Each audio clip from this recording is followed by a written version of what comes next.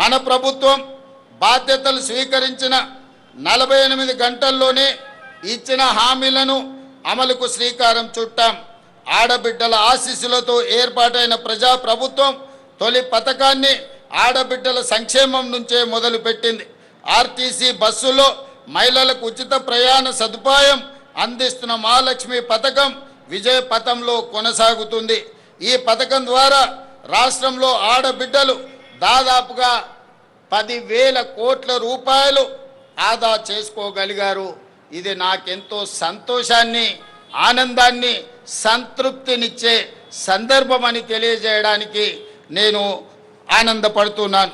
మహాలక్ష్మి పథకంలో రాష్ట్రంలో 42,90,000 కుటుంబాలకు 500 రూపాయలకే ఎల్పిజి గ్యాస్ సిలిండర్ అందిస్తున్నాం.